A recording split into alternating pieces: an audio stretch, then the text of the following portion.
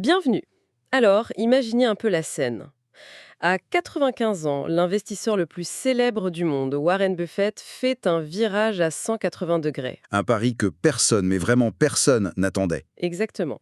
Pendant que tout Wall Street fuit les géants de la tech en pleine panique, lui, il plonge la tête la première. Et avec des milliards. C'est ça. Aujourd'hui, on va jouer un peu les détectives. On a sous les yeux une newsletter financière qui a décortiqué ce mouvement. Et notre mission, c'est de comprendre ce qui se passe vraiment dans la tête de l'oracle d'Omaha. C'est la question à plusieurs milliards de dollars, littéralement. Ce qui est passionnant ici, c'est que ce n'est pas juste un investissement. C'est un message. Un message puissant. Oui. C'est Buffett contre les hedge funds, l'expérience contre les algorithmes, la vision à long terme contre la panique du court terme. C'est une divergence totale. Totale. Et ça nous force à nous demander qui a raison. Et surtout, qu'est-ce que ça nous dit sur l'état du marché aujourd'hui? Alors, allons-y. Plongeons directement dans le chiffre qui a fait sursauter tout le monde. Berkshire Hathaway a mis plus de 4,3 milliards de dollars sur Alphabet, la maison mère de Google. 4,3 milliards. C'est ça. Pour un investisseur qui a historiquement et même publiquement regretté d'avoir manqué le coche sur Google, c'est un séisme. Un séisme, c'est le mot. Surtout quand on regarde le timing. Il n'achète pas après une chute. Il achète après que l'action a grimpé de près de 50% sur l'année. Ah oui, la première réaction de n'importe qui serait de se dire mais il est fou, il achète au plus haut. C'est exactement ça.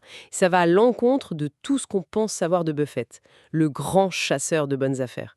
Alors la question c'est, est-ce que c'est lui qui a changé ou c'est le monde de la tech qui a changé à ses yeux? C'est précisément la bonne question. Et je pense que la réponse, c'est un peu des deux. Pour lui, Google n'est plus une boîte de tech volatile et imprévisible. D'accord. C'est devenu l'équivalent d'une compagnie de chemin de fer du 21e siècle.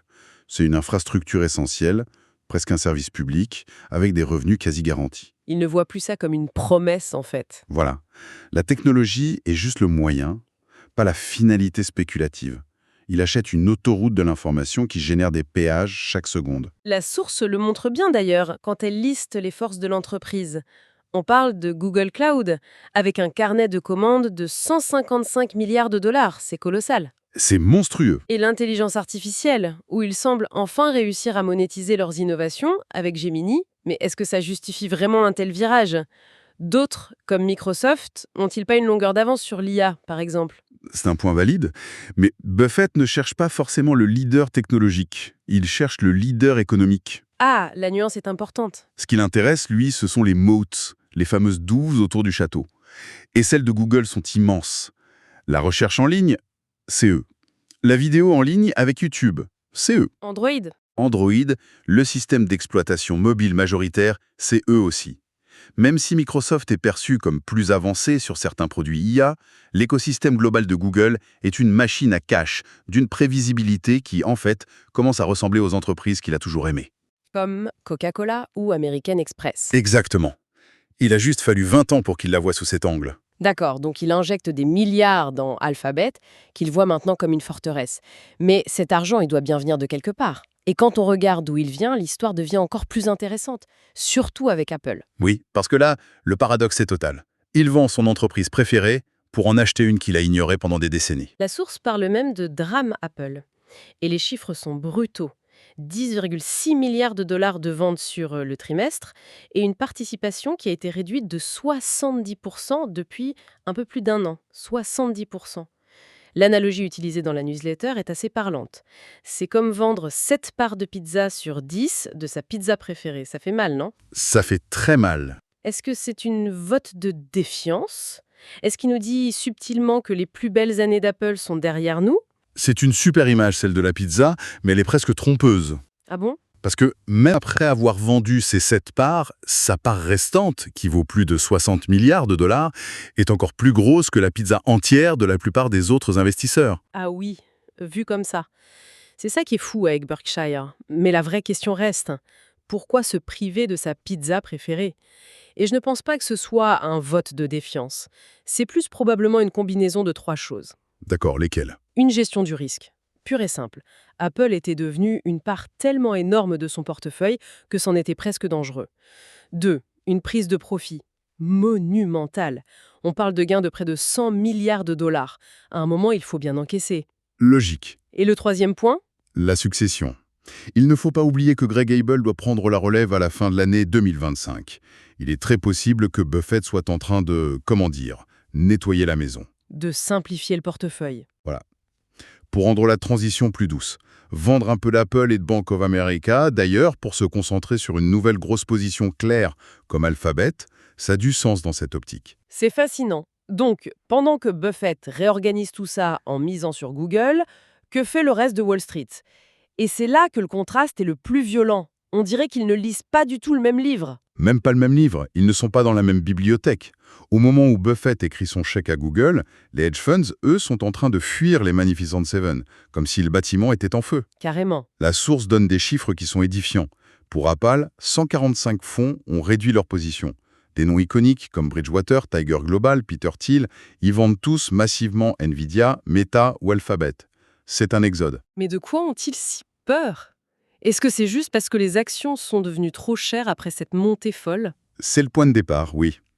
La valorisation était tendue, avec un ratio court-bénéfice moyen de 30, bien au-dessus du reste du marché. Et au premier trimestre, ces actions ont commencé à sous-performer le S&P 500. Qui a déclenché les premières alertes. Exactement. Mais il y a une peur plus profonde, plus viscérale. C'est le risque de concentration.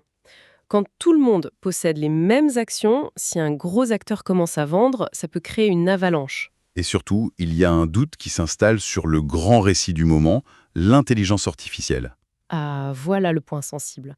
On nous promet une révolution, des profits infinis, mais les hedge funds n'y croient plus. Disons qu'ils commencent à se demander quand les profits arriveront. Ils voient des milliards et des milliards investis dans des serveurs, dans des puces, mais ils ne voient pas encore les revenus correspondants. Et pour illustrer parfaitement cette angoisse, la source nous donne un cas d'école presque douloureux. L'histoire de CoreWeave. Oui, cette entreprise. C'est le résumé parfait du paradoxe de l'IAS. D'un côté, des chiffres qui font rêver. Revenus en hausse de 134%, un carnet de commandes de plus de 55 milliards de dollars. On se dit, c'est la future pépite. Exactement. Et de l'autre côté, la réalité brutale. Les prévisions de revenus sont revues à la baisse, la marge opérationnelle s'effondre de 20% à 4% et la boîte perd de l'argent. Comment c'est possible? Le problème, et le PDG l'a avoué lui-même, c'est l'exécution. Ils ont les contrats, mais ils n'arrivent pas à construire les centres de données assez vite. Ils sont étranglés par leur propre succès. Et c'est là que tout le mouvement de Buffett prend son sens, en fait. Absolument. Cette histoire de CoreWeave, c'est précisément la raison pour laquelle Buffett achète Alphabet et pas une start-up de l'IA. Il n'achète pas la promesse de l'IA. Il achète l'infrastructure ennuyeuse, déjà construite, déjà rentable, qui fait tourner le monde numérique. Il est pragmatique. Il laisse les autres parier sur qui construira la prochaine fusée, et lui, il achète le terrain sur lequel le pas de tir est déjà construit et opérationnel depuis 20 ans. Ce qui nous amène à la vue d'ensemble et au dernier chiffre de la source qui donne le vertige. Le trésor de guerre de Berkshire. Franchement, comment peut-on même se représenter une telle somme? L'entreprise est assise sur 381,67 milliards de dollars de liquidités. C'est plus que le PIB de la Finlande ou du Portugal. C'est fou? C'est simple, on ne peut pas se le représenter. Mais pour Buffett, ce n'est pas juste un chiffre sur un compte en banque. C'est une arme. C'est la plus grosse shopping list du monde qui n'attend qu'une seule chose, les soldes. Et le fait qu'il la garde aussi pleine, ça nous dit une chose très claire. Il pense que les prix actuels, sur l'ensemble du marché, sont bien trop élevés et qu'une grosse correction se prépare. Le fameux Buffett Indicator dont parle la source qui compare la valeur de la bourse au PIB est à 200%, c'est bien ça? Un niveau historiquement très très élevé. Exactement. Donc cette pile de cash n'est pas un signe de passivité, c'est un signal d'une patience prédatrice. Il applique sa devise à la lettre. Sois craintif quand les autres sont avides et avide quand les autres sont craintifs. Et en ce moment, il est très craintif. Très craintif.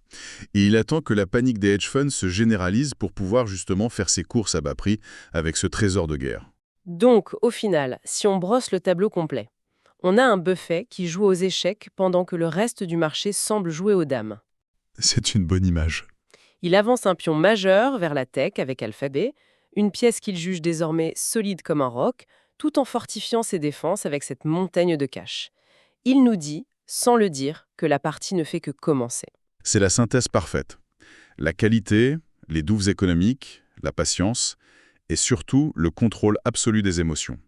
C'est presque un cours de psychologie. C'est vrai. Dans un marché dominé par des réactions instantanées à chaque nouvelle, sa capacité à prendre du recul et à agir à contre-courant est son plus grand avantage. Et à 95 ans, il continue de donner une leçon à tout le monde. C'est cette flexibilité qui est incroyable. Réévaluer Google après 20 ans tout en s'accrochant à des principes vieux de 60 ans. Mais ça soulève une question pour l'avenir, une question que la source effleure à la fin et qui est assez provocante. Ah, laquelle? Elle mentionne la possibilité d'automatiser une partie de la stratégie de Buffett, ses critères quantitatifs. C'est une idée fascinante. On peut certainement coder un algorithme pour qu'il cherche des entreprises avec un faible endettement, des rendements élevés, un PER raisonnable. La partie chiffre de l'analyse de Buffett est probablement automatisable. Oui, mais la vraie question c'est, est-ce que ça suffit? Et c'est là que ça devient philosophique. Complètement. Comment un algorithme peut-il évaluer la qualité d'une équipe de direction? Comment peut-il sentir la solidité d'une culture d'entreprise ou la résilience d'une marque face aux futures innovations? C'est la question à 381 milliards de dollars, quoi. L'approche de Buffett est-elle finalement le dernier bastion d'une forme d'investissement qui est plus un art qu'une science? Un art que la technologie ne pourra peut-être jamais vraiment et entièrement répliquer? Ou est-ce que son intelligence finira elle aussi par être modélisée? C'est une pensée vertigineuse sur laquelle on peut méditer.